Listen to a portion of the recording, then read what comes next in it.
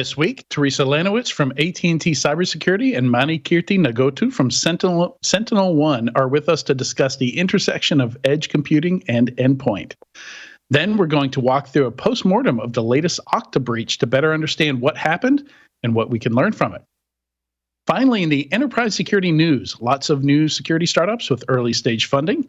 SentinelOne picks up Chris Krebs and Alex Stamos' consulting firm. A PE firm picks up ActiveState, a company I haven't thought about since I last downloaded ActiveState Perl 1,000 years ago. Microsoft announces the limited release of Security Copilot. SemGrep releases a secret scanner. AGI predicted to come much sooner than you might expect. New York State doubles down on cybersecurity regulations to protect its hospitals. The young hackers behind Mirai, one of the biggest botnets ever. Ransomware groups snitch on businesses to the SEC. All that and more on this episode of Enterprise Security Weekly. This is a Security Weekly production for security professionals by security professionals. Please visit securityweekly.com/subscribe to subscribe to all the shows on our network.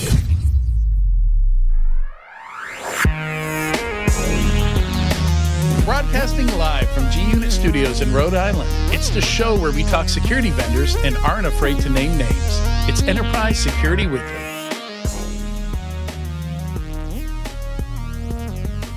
All right, welcome to Enterprise Security Weekly and happy International Check Your Wipers Day. This is episode 340, recorded on Thursday, November 16th, 2023. I'm your host, Adrian Sanabria, and joining me today is the Czar of Zero Trust, the captain of content, Katie Tytler. How are you, Katie?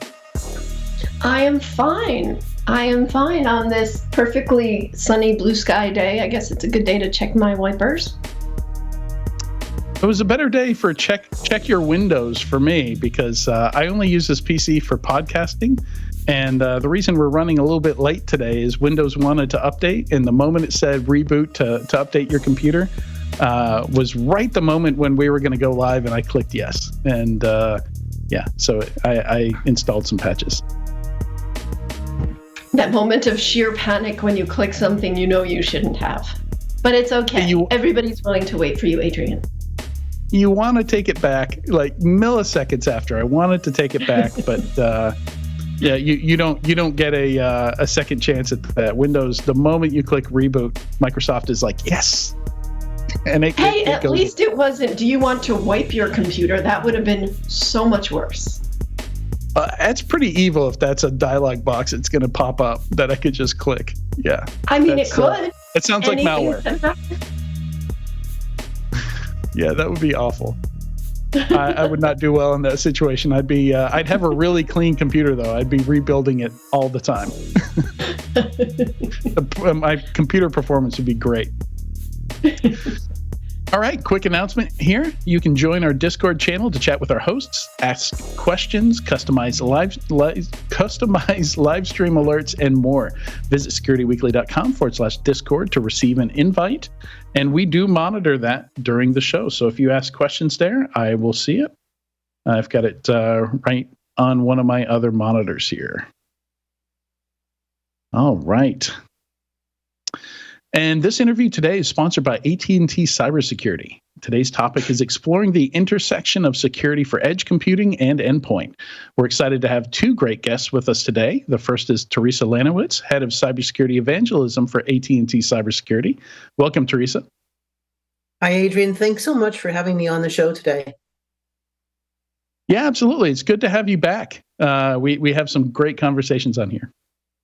Yeah, I always enjoy talking to you on these podcasts. This is great. And I always like your little facts at the beginning. International Check Your Wipers Day. And I just had my car serviced, and I'm going to go make sure they check my wipers. There you go. Yeah, it's one of those things that if you don't check it, one of those things you defer that you really regret when you need it, because not being able to see where you're going or not having any wiper fluid, you might as well check that. Along with the wipers, because good tip. I live in the Pacific. Yeah, I live in the Pacific Northwest, so I'm checking my wipers fairly frequently. But good to have a reminder for the rest of the country. Yeah, you need them more than most, right? Yeah. All right, and the second guest we have today is Mani Keerthi Nagotu, the field CISO for SentinelOne. Welcome, Mani. Thank you so much. I'm excited to be part of this podcast along with Theresa today. And we had a SentinelOne announcement today that we're going to talk about in the news segment. That was an interesting acqui-hire, Alex Stamos and Chris Krebs. Really interesting. Yes, as part of our OneCon customer conference last week, we launched Pinnacle One at OneCon. It is a strategic risk analysis and advisory group. All right. So again, we are supporting that excellent Cybersecurity Insights report that AT&T Cybersecurity put out. And just laying the foundation here again, Theresa, if you can give us a good understanding, good explanation of what edge computing is and what it means, and maybe we can go to Mani for where it touches endpoint, how endpoint comes into that. Sure, yeah, and endpoints are certainly a big part of edge computing, especially the more diversification we see in endpoints, the more prevalent edge computing is becoming. But for the purposes of the report that you mentioned, the AT&T Cybersecurity Insights report, the way we looked at edge computing, because edge computing is one of those words, one of those definitions that seems to be in flux. And if you ask 10 different people, you get 12 different answers. And the answers typically tend to lean to a tech stack that somebody might be working with inside their organization, or a tech stack that a company might be selling out to its clients. So we said, for the purposes of this report and what we want to talk about with edge computing, we have three common characteristics. The first characteristic is that it is software defined, and that can be on-prem or in the cloud. The second characteristic is that your workloads, your hosting, your applications, it's closer to where the data is being generated and consumed. Because if you look at what edge computing is doing, it's really all about that data. And then the third characteristic is that you have a distributed model of management, intelligence, and networks. And I think that when you look at these characteristics together, you suddenly start to realize that computing is really changing. I mean, it's changing right in front of us. We have experiences that are now digital first experience that are data driven. They're not tied to an app that we have to open on our phone or on our tablet or on our desktop somewhere. It is near real-time information being served up to us in a digital fashion. And that is what the new edge experience is all about, is that data to be able to make a business decision, to be able to make a personal decision, is being served up to you in that digital first way in a near real-time fashion. Yeah, and I think a lot of people, we don't think about, we think about a hospital having an MRI, but we don't think about the Windows XP machine connected to it that allows it to function. And hopefully it's not a Windows XP machine, right? I'm throwing that out there on the off chance that somebody listening is like, yep, you got it. I used to live in downtown Portland, Oregon, and it was, to me, one of the I don't know, kind of, it was just a nerdy little fun thing to do after hours, after all the businesses were closed, especially the banks. Walk by businesses after hours and just look on the desks and on the counters and see what operating system people were running on their computers. And to me, it was really, really kind of interesting to see that banks were running Windows 7 for a long, long time. And so you kind of look at that and you say, wow, there's some big gaping holes out there. It was long after Microsoft had stopped supporting Windows 7 from a security update point of view. So, if you live in an urban area, it's kind of a fun little, kind of just a little scavenger hunt, little hike to do after hours. Well, Microsoft did accept money to continue giving support to some people, and guess who paid them that money so that they could continue using Windows 7 a couple years after everybody else wasn't getting support anymore? Who was that? Banks. Banks. Yeah. Yeah, the banks are looking. Yeah. I guarantee you that's Microsoft. That's right. That's where I was seeing most of the Windows 7 long after the security update had expired. Yeah. And Mani, how do you see the connection between, from your perspective, I've had trouble keeping up with SentinelOne. It's been growing so quickly. I know SentinelOne is a lot more than just EDR and next-gen AV and endpoint at this point. But from your perspective, how do you see the connection between endpoint and edge computing? Yeah, so in general, I can talk from a cybersecurity perspective. And if you look at the objectives of cybersecurity for organizations, it is to identify, detect, protect, respond, and recover from cyber events. And the first step is to gain visibility of what is happening in your environment, identifying threats and mitigating them timely. So understanding how your endpoints, cloud, and identities are being secured and managed. And coming to threat landscape in the recent times, ransomware is the most talked about in the market, and we have seen many organizations being compromised by ransomware. So our patented rollback technology basically supports system recovery and reconstitution efforts. So let's say if there's an attack that changes the files on an endpoint, such as ransomware, rollback restores the shadow copy files impacted by the threat. And that's how you basically secure your endpoint. And coming to our patented storyline technology as well, it provides analysts with real-time actionable correlation and context. Because in an organization, you have different endpoints, you have cloud, you have identity to manage. So automatically linking, enriching, and visualizing all the events in case of a ransomware attack. Yeah. And Thank you for that. The ransomware side is really interesting because we're now starting to see this whole double extortion ransomware again, where you're hit with ransomware, and then if you do not comply with the demands of the cyber adversary, they'll come in, they'll hit you with a DDoS attack. So this whole double extortion, these ransomware gangs, they're out there and they're really quite active. Yeah. Yeah, and something else I wanted to talk about today, it's interesting. We see a lot of trends with products. We see trends where, everybody's really focused on the endpoint because the adversaries are focused on the endpoint, and then we see, a trend where maybe we're more focused on the identity because, I don't necessarily need the endpoint if I can get into your Microsoft 365 account or your Google Workspace account. I don't even have to touch the endpoint because that's going to be connected to everything else if I can get that account.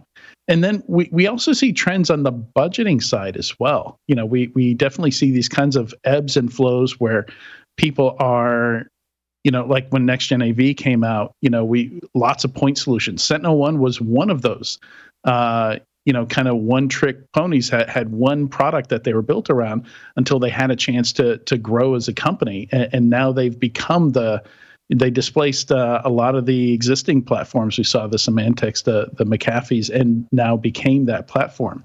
And again, we're, Mani, this is kind of directed towards you. It seems like we're seeing this budgeting trend again away from point products and more to consolidation, getting rid of stuff that isn't clearly producing value, or at least moving to things, to products and platforms that can do more than one thing for you. That's right. So I think before joining SentinelOne, I've worked as a security practitioner. And as part of my role, I have experienced myself and seen the challenges which are experienced by the security operations teams, right? So some of the challenges they, as security practitioner, experience is mean time to detect and respond. And as we have seen in most attacks, it's the mean time to detect and respond that makes a company or breaks a company. So enabling that for SOC teams with this capability and looking holistically across your cloud, your endpoint, your identity, as well as approaching cybersecurity from people, process, technology perspectives and building those defenses is a key area as a security leader has to focus on, and also improving the scale and performance. So as company marches towards increasing their employee size, the tool should enable the teams to scale up.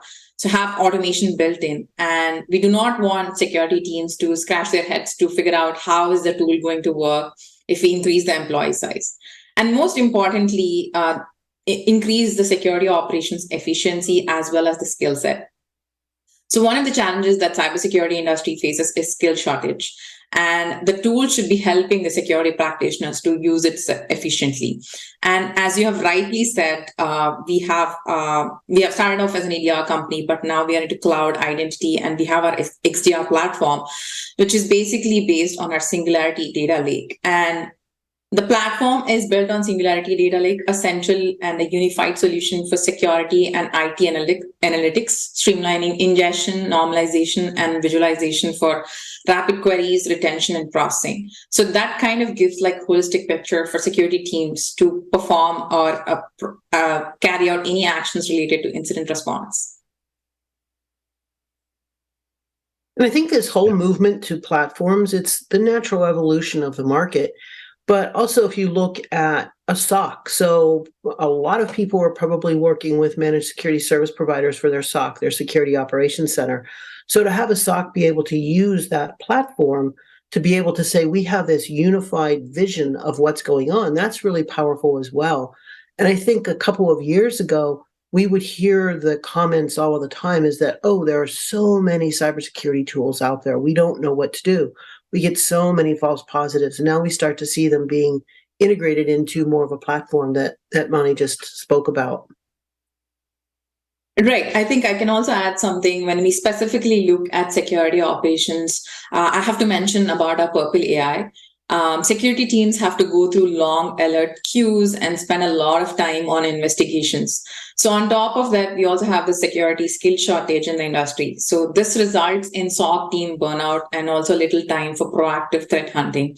So Purple AI is a force multiplier that saves time and resources for security teams by scaling autonomous protection across the enterprise. So basically simplifying the complexity by using natural language, and an analyst is empowered with any instructional hunting prompts, AI-powered auto summaries, suggested queries, and next actionable steps. And Theresa, I wonder what your insights report tells us about Endpoint. You know, I recall from going through it, seems like Endpoint is right up there near the top and for almost every vertical. You know, like I mentioned before, all these things we think of as being IoT devices are actually endpoints themselves or have endpoints connected to them somehow by necessity. Yeah, the endpoints are increasingly important, especially as we start to move to the edge. And one of the things we found is that 48% of our survey participants, and this was a global survey of 1,418 people, 48% of them said, we're using the usual suspects for our endpoints: laptops, desktops, phones, tablets. But 30% of them said, we're using these sort of new and innovative and very diverse endpoints. Think robots, wearables for a healthcare remote patient monitoring type of situation, autonomous drones, autonomous vehicles. And so that was really interesting. And then when we went back and we looked at it and we broke it out by 7 different vertical categories: healthcare, finance, retail, manufacturing, energy and utilities, transportation, and U.S. state, local, and higher education. We identified the top endpoint from each of those 7 verticals. And manufacturing, their top endpoint is a robot, which is really, really different. So we start to see these different types of endpoints emerge. In retail, their top endpoint was the good old-fashioned PC. So there's, a big kind of spectrum there in terms of what these endpoints are. And securing those diversified endpoints is really important.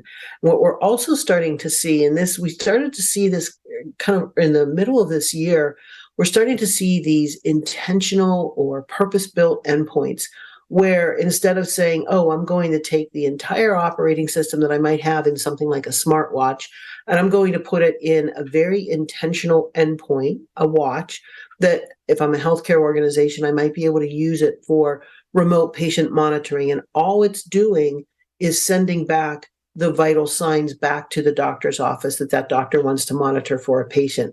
So it's not cumbersome. It's not overloaded with a bunch of other apps on there. It's easy for the patient to use from a form factor. And again, so what they're saying is, it's not sort of the traditional off-the-shelf type of endpoint. So we're starting to see this real diversification of endpoints as well, which gets really interesting very quickly. Yeah, I think that's interesting how we're now seeing like even healthcare devices are consumer devices, basically. Like in the past, you might get this, they might prescribe you like a chest strap to monitor your heart rate with some brick that has Windows CE installed on it, and it's, the hospital buys it for $2,000 or something like that, as a purpose-built medical device. And now an Apple Watch or a Fitbit, can do a lot of basically what they need, but which I think is both more convenient, more cost effective, and I think for a lot of people, just being able to track your own health is kind of a nice convenience. Not having to go to the doctor to just figure out, what your blood oxygenation is, for example, or detecting issues with your heart, murmurs and things like that. Yeah, and it's interesting that when you see the updates to some of these really popular products, when they come out with updates in the general market, it is specifically aligned to, this is our operating system that is, this update is focused on health. And of course, you have to have the supporting hardware for it.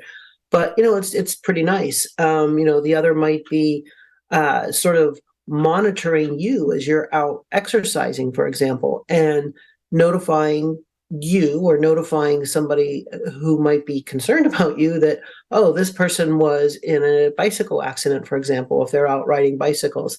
So I'm a big bicyclist, so every example I use from a sports perspective always comes back to bicycles. But I think the way the manufacturers are creating these endpoints is really unique and really interesting, with multiple points of use as well. And it occurs to me we've already mentioned robots. We're also going to mention AI, and we've already mentioned malicious actors all in the same conversation. And that makes me a little nervous. Why? Because you think the malicious actors can attack the endpoints? Well, if robots are on the edge, they're accessible, right? Yeah. One of the big use cases we saw for robots was healthcare organizations using robots to disinfect an exam room or disinfect a hospital room after a patient leaves. That was a pretty cool use case. Also delivering supplies to a nurse's station, for example. That robot can go from point A to point B very effectively. And one of the ones I really, really liked is that inside of hospitals, and we've all been there, you go in a hospital and you're looking for a certain department, and the person says, oh, take the blue line to the red line to the green line, and you'll arrive there. And pretty soon you're lost in the bowels of the hospital somewhere. They were using robots to help with directions inside of a hospital. So I think that was a really, really nice, unique use case that people really, really want. And I think with a lot of these use cases, you have to look at them and say, are the consumers of this use case, do they really want that? Do they really need that? And I think that what we're seeing with so much of edge computing is that the silos, I think, inside of IT organizations are being broken down. So there's starting to be more of a common conversation about what the edge computing use case, what business problem it's going to solve. So that's really nice, because people are thinking about how the technology is going to be used, not just let's just put the technology out there.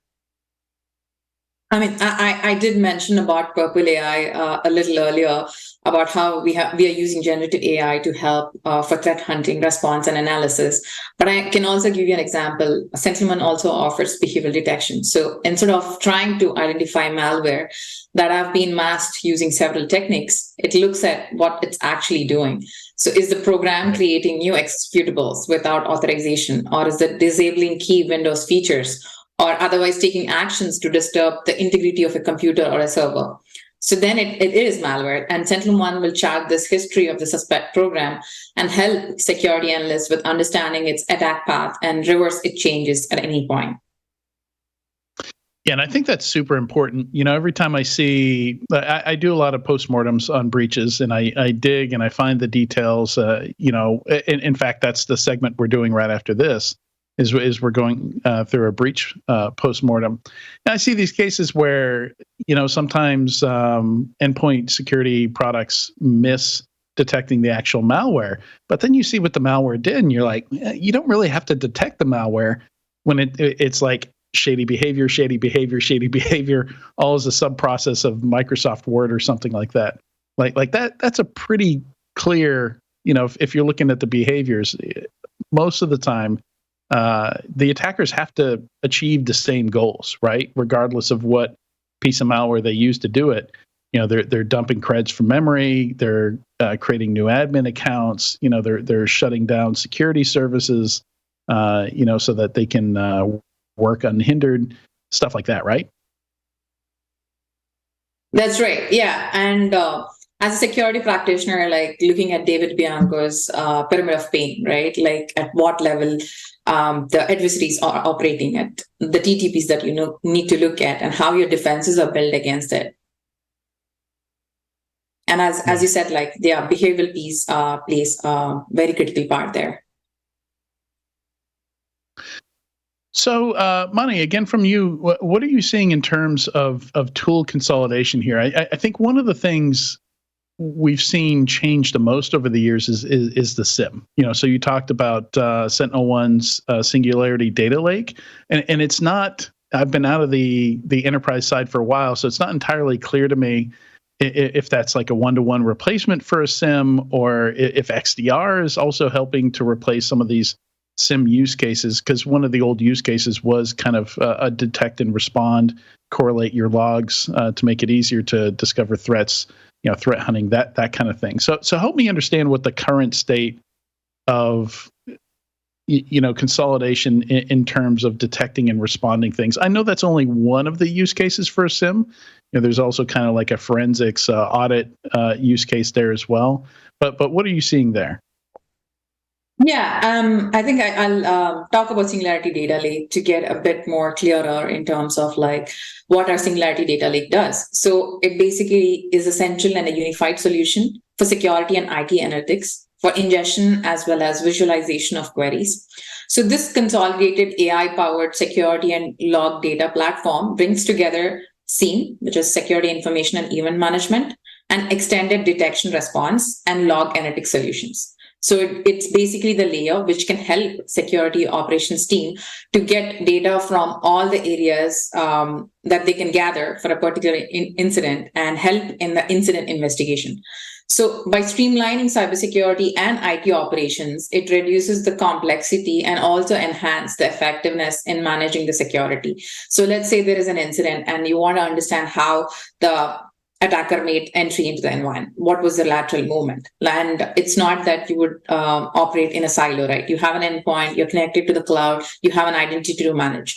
So creating that correlation between all the activities that happen in an incident and having that data platform, which can bring together SIEM and XDR, can tremendously improve security operations activities and their efficiency, as well as address skill shortage.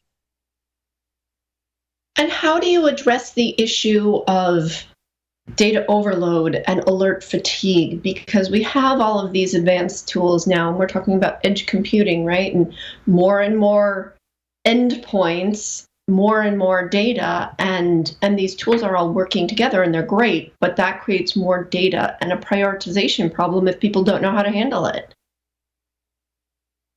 Yes, that's one of the things that we're trying to help through Purple AI, because we're believing in human and machine teaming, right? Humans cannot go through like petabytes of data, and data is being generated every day in huge amounts across organizations. So in this matter, we are trying to use the machines, which is our Purple AI, going through like the petabytes of data, going to that long alert queues. Let's say an organization does not have the time and the resources to do a backlog of threat hunting queries that they want to do. So Purple AI comes into picture and helps the SOC teams with it. So our intention is to like go to that petabytes of data, create like alert summaries, and which will help the security teams to make decisions and what are the next actions that I can do from this data. That's how we are saving the time as well as the expertise that is needed for security operations and the investigations. That's great. Now the next question is, so you're helping SOC team members with, finding the right data, finding the needle in the haystack, so to speak. But what are some of the top things, if you've got a SOC team who is dealing, even if you're a mid-sized company, there are potentially a lot of attacks and attack vectors. Even if you have a prioritization list, it's hard to prioritize because you're going to have different departments who are going to have different priorities. You're going to have executives who have different priorities. How do you advise SOC teams to either rationalize those priorities or to communicate to come to a consensus? Because we know that security is there to feed the business. We know that the main goal is to eliminate as much friction as possible from the business, which means keeping it safe. But how do you advise SOC practitioners, or how have you seen some of your customers manage that push-pull, especially when you've got so many different things happening inside the SOC that might be different priorities for different business units? Right. And in my own experience, as well as I speak to security leaders, approaching cybersecurity from a people, process, technology perspective, understanding which processes can be automated, understanding how the tools are going to help the security operations team, because you do not want your security operations team to spend a lot of time to just understand the tool. So whatever the tool that they're using, it has to be easy to learn. It has to be easy to work with the reports within. So understanding those parts as a security practitioner, as a security leader, that's how you bring in value, where the process can be automated, where let's say you have policies, procedures, where can then be improved, which technologies fit in my environment, how do they help my security teams, and also bringing awareness within the employees in the organization, because that is key as well. Educating employees on the latest threats that the organization is facing, having that phishing training built in. And that's how you approach security holistically. And with regards to specifically talking about prioritization and how do you move across, every event is not an incident. So understanding your incident response plan, what are the steps in incident response? It's very key for a security operations team. So on what basis are you prioritizing? Is it informational impact? Is it recoverability impact? Is it business impact? So building that as basis can help you drive in the right direction for your security team. And sort of moving beyond that, and Theresa, this is a question for you as well. What do you think is the next frontier? Because cybersecurity is always changing and it's predicated on the devices that we build. And we were just talking about robots cleaning operating rooms or emergency rooms. What's the next frontier? What are some of the things that, obviously it's going to be sector specific to a certain degree, but what are we looking at, 5-10 years from now? It's a long time, but 15 years from now, we couldn't have imagined that we could get to this state. It was something for sci-fi movies, right? But it's here. It's definitely here.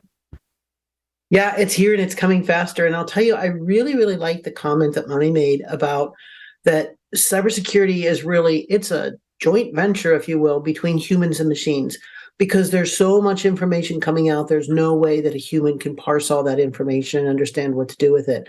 But then bringing in the human aspect of it with people who are, incredibly well trained. I think we're going to start to certainly see future states be more focused on data. So data security, so data at rest, in transit, in use. How's that data secure? What are you doing with that data? My big thing is application security. I've been a big advocate of application security since 2002. And here we are 21 years later, and application security is still kind of considered the frontier. So I think application security is still going to be a big, big factor. I think this idea of multi-factor authentication really starts to bring in something beyond biometrics. So it's this idea of saying, let's really prove that it's you. Let's prove that you are fit to do the task that you are about to do, whether it is fly a plane, drive a bus, operate on somebody. So it's this idea of verifying it. Yes, it's really you, but are you really fit to do this task? And I think that's something that we'll probably see. You said, Katie, 15 years from now, probably in the future, that's something that's going to be out there. So these endpoints are going to continue to evolve. Endpoints are going to continue to be really, really critical and important in what we're doing. And the applications, as I said, the application security has to come about, but the applications themselves are changing. They're applets, if you will, and they're machine-to-machine communication. And that is really the last mile and securing that last mile. So making sure those applets are secured, making sure that they're cohesive in what they're doing, and the information that is being generated by those devices and given to a consumer is really something that can be trusted and usable, but it also has to be protected as well.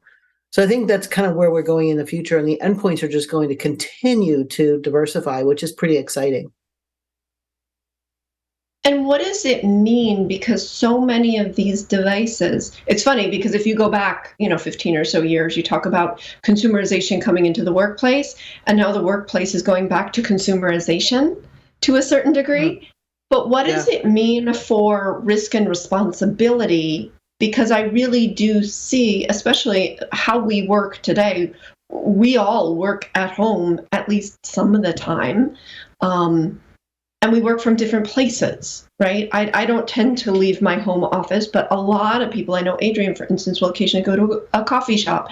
We travel for work. I could go to my friend's house and work from there, or it creates a problem with baseline. So where do we start to see that balance of risk versus responsibility versus reporting?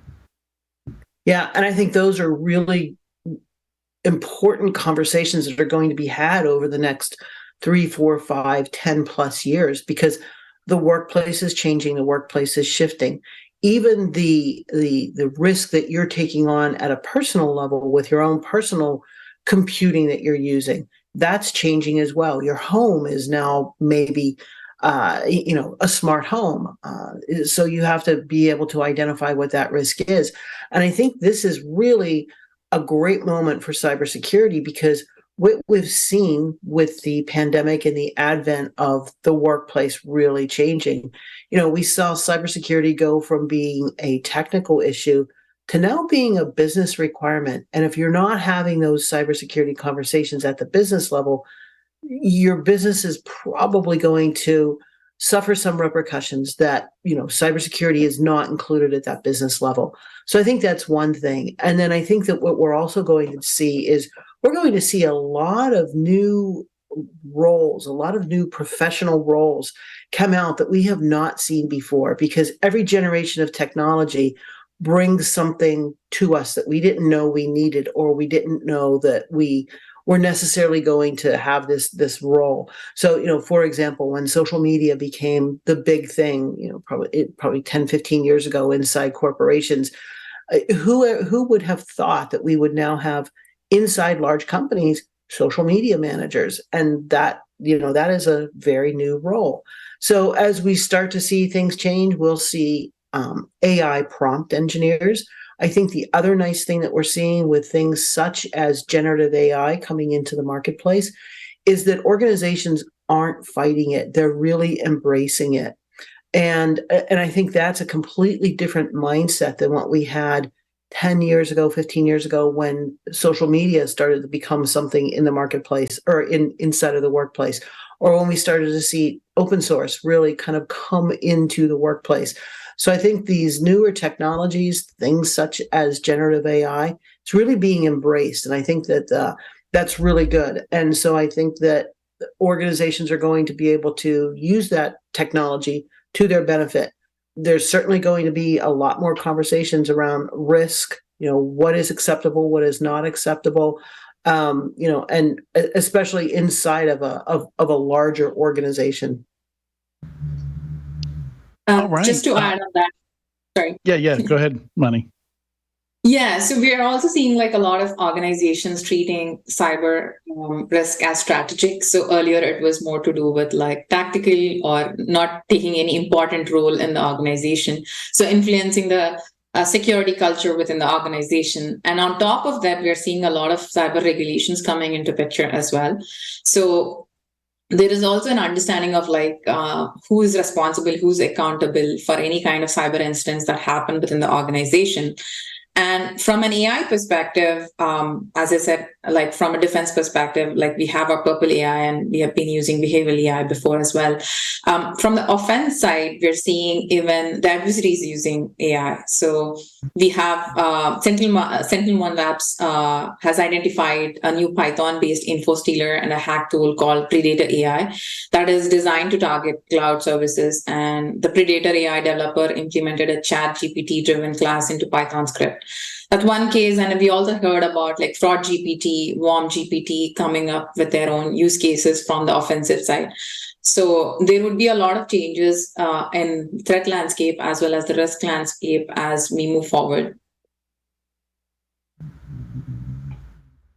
Yeah, it's really interesting. I hadn't heard about that info stealer, which is definitely a trend that we've seen. Is instead of I don't even have to steal your username and password, right? With an info stealer, I can just steal your OAuth key from your logged in session, and now I'm logged in as you. So yeah, we're seeing more and more of that. So one last question. I'm going to go to you, Mani, and then Theresa, if you want to take us home to wrap up this conversation. Just building on what we've been talking about, tech moves fast.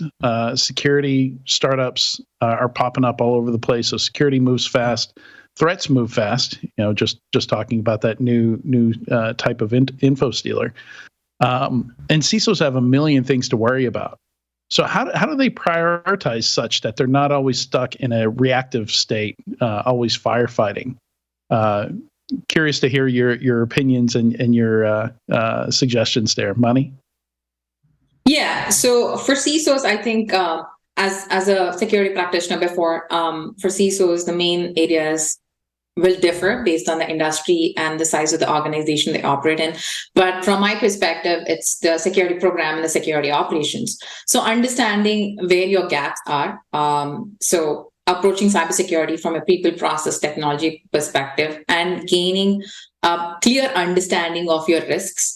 Because I have seen that as a big gap from security practitioner role in translating those security risks to the senior management as well as the board so that they get enough buy-in for any security initiatives. So understanding the risk part of it and where you can improve your security operations, not trying to bring in new tools or increase false positives. Going into that details, just doing a review, a periodic review and understanding what can be improved within security operations, whether it's the process or whether using efficient tools and how you're addressing your risks for your organization is key. So prioritizing that for CISOs would help them in the coming future as well. And keeping updated on the latest threats as we are hearing a lot of AI-based business email compromise as well. So how are you improving your security awareness training program for your employees? Even that is key. Yeah, so from my perspective, it's a combination of having that good team internally. So building out a good team around you that you can trust, that you can collaborate with, that you can communicate with, but also bringing in that third-party trusted advisor to really help you in these new areas, such as edge computing, to really help you in new areas such as how are you going to use generative AI inside of your organization? How do you assess the risk of using something like that? So one of the things we found in the AT&T Cybersecurity Insights report is that people told us as they move to the edge, it's really important to break down the silos inside of their IT organization. So making sure that development communicates with security, communicates with the line of business, with the infrastructure team, and so on. So breaking down those silos internally is a really positive thing, but also being able to bring in that trusted advisor, that third party, whether it is a consulting organization, to just say, hey, here's what's going on, and here's where your risks are, or here's where you're great, but here's what you should be looking forward to the future. So bringing in a consulting organization, working with a managed security service provider to really act as a strategic extension of your team. Bringing in somebody like a global systems integrator, a telco to help you in network selections and so on. So it's about building a team that you can trust, communicate, and collaborate with internally, as well as working with that trusted third-party advisor. And we see that organizations across the board, as they're starting down this path of edge computing especially, they're saying we're bringing in that trusted third-party advisor. So I think that's really key, is to have that external advisor that you work with, that you can bounce ideas off of. They can bring you new ideas. So, it's often said that cybersecurity is a team sport, and it certainly is, but it's also something that you have to be prepared for.